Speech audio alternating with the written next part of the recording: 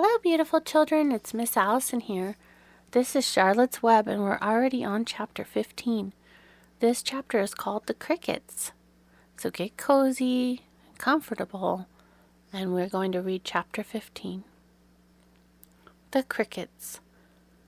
The crickets sang in the grasses. They sang the song of summer's ending, a sad, monotonous song. Summer's over and gone, they sang, over and gone, summer is dying, dying. The crickets felt it was their duty to warn everybody that summertime cannot last forever. Even on the most beautiful days in the whole year, the days when summer is changing into fall, the crickets spread the rumor of sadness and change. Everybody heard the song of the crickets. Avery and Fern Arable heard it, and they walked the dusty road. They knew that school would soon begin again.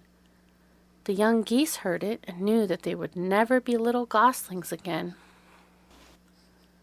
Charlotte heard it and knew that she hadn't much time left.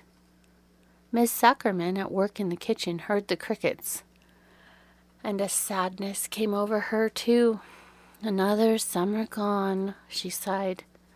Lurvy, at work building a crate for Wilbur, heard the song and knew it was time to dig potatoes. Summer is over and gone, repeated the crickets. How many nights till frost? They sang. The sheep heard the crickets, and they felt so uneasy. They broke a hole in the pasture fence and wandered up into the field across the road. The gander discovered the hole and led his whole family through. They walked to the orchard and ate the apples that were lying on the ground. A little maple tree in the swamp heard this cricket song and turned bright red with anxiety. Wilbur was now the center of attraction on the farm. Good food and regular hours were showing results. Wilbur was a pig any man would be proud of. One day, more than 100 people came to stand at his yard and admire him. Charlotte had written the word radiant, and Wilbur really looked radiant as he stood in the golden sunlight. Ever since the spider had befriended him, he had done his best to live up to his reputation. When Charlotte's Web said some pig, Wilbur had tried to look like some pig. And when Charlotte's Web said terrific, Wilbur had tried to look terrific. And now that the web said radiant, he did everything possible to make himself glow. It is not easy to look radiant, but Wilbur threw himself into it with a will. He would turn his head slightly and blink his long eyelashes, and then he would breathe deeply. And when his audience grew bored, he would spring into the air and do a backflip with a half twist. At this, the crowd would yell and cheer. "How's that for a pig?" Mr. Zuckerman would ask, well pleased with himself. "That pig is radiant."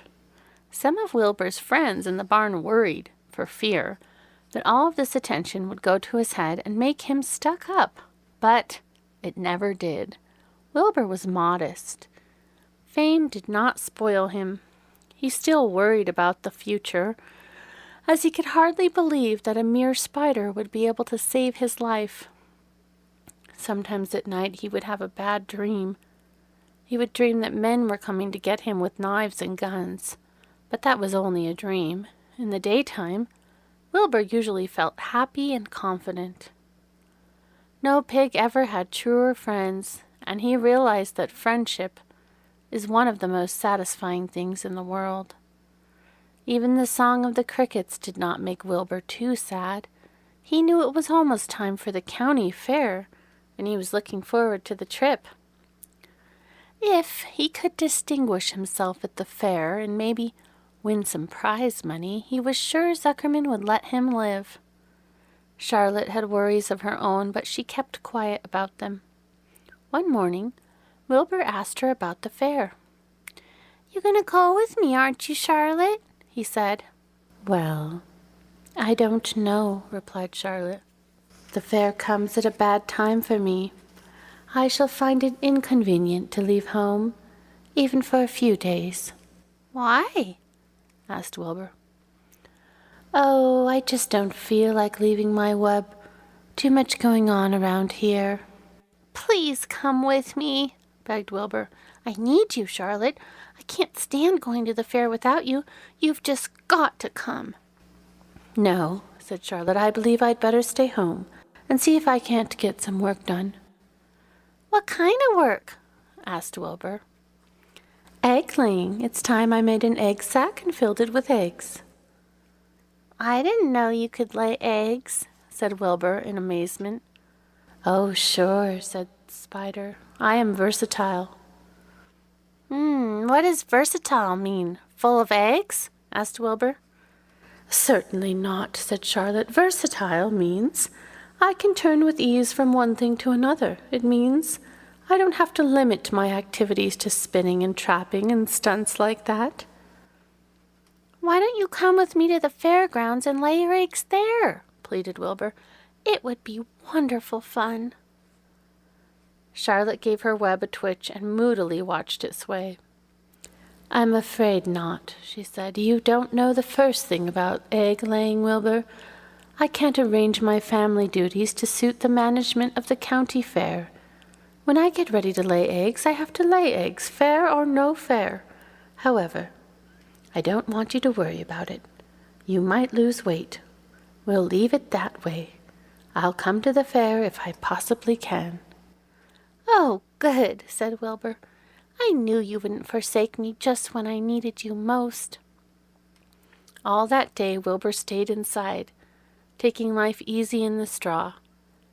Charlotte rested and ate a grasshopper. She knew that she couldn't help Wilbur much longer.